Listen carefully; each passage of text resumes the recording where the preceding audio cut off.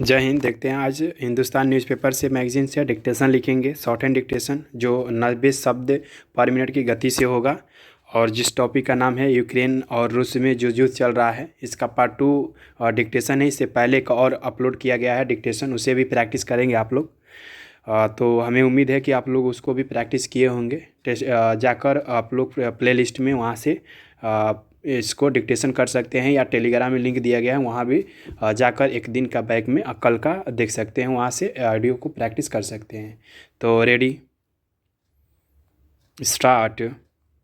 Ukraine और रूस के बीच जारी युद्ध में भारतीय पक्ष का रुख न केवल संवेदनशील बल्कि संतुलित भी है। भारत ने हमले की निंदा खुले शब्दों में भले न की हो, लेकिन उसने रूसी हमले का पक्ष भी नहीं लिया है और यूक्रेन की स्वतंत्रता और संप्रभुता के पक्ष में डटा हुआ है।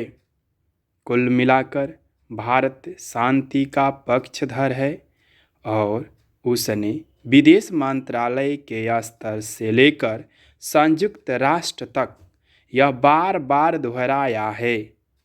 भारत का इतिहास है कि इसने कभी किसी देश पर आगे बढ़कर हमला नहीं किया और न कभी किसी हमले का पक्ष लिया है।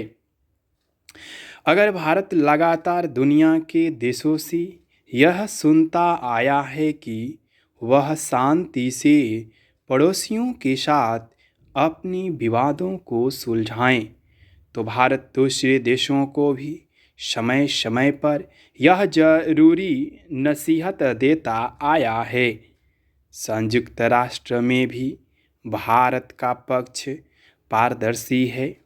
प्रधानमंत्री भी विश्व के दूसरे देशों के नेताओं के साथ सुलह शांति की दिशा में सक्रिय हैं।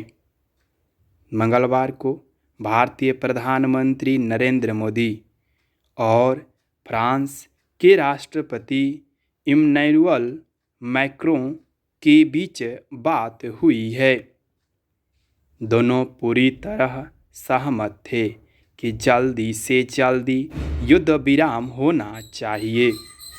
युद्ध जब शुरू हुआ था तब भारत पर विशेष दबाव था कि वह युद्ध रोकने की पहल करे और भारत ने अपने दायरे में रहते हुए पुरजोर कोशिश की भी है। यहाँ तक कि भारत के रुख से अमेरिका को भी कोई शिकायत नहीं है। रूस भारत का आजमाया हुआ मित्र देश है। इस हिसाब से भी भारत का संतुलित रुख वास्तव में युद्ध का विरोध ही है। भारत में पदस्थ रूसी राजदूत ने भी संयुक्त राष्ट्र में भारत द्वारा अपनाए गए निष्पक्ष और संतुलित रुख के लिए आभार जताया है।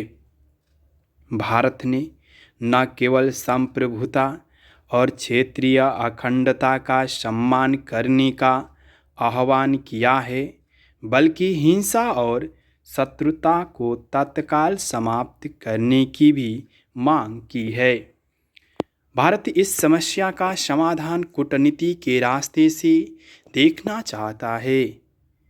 पिछले दिनों कुछ व्यग्रता का परिचय देते हुए पोलैंड जैसे देश भारत या भारतीयों के खिलाफ दिखने लगे थे, लेकिन अब उन्हें भी भारत की कोशिशों का महत्व समझ में आने लगा है। भारत की कोशिशें उन देशों से कहीं बेहतर हैं जो यूक्रेन को हथियार देकर आग भी घी डालने का काम कर रहे हैं। लेकिन उन्हें यह सोच लेना चाहिए, जब रूस में तबाही शुरू होगी तब इस युद्ध का क्या रुख होगा। यह बात रूस तक भी पहुंचनी चाहिए और भारत इस ओर इशारा कर रहा है। ऐसा भी नहीं है कि पूरा रूस ही हमले का हामी हो गया हो।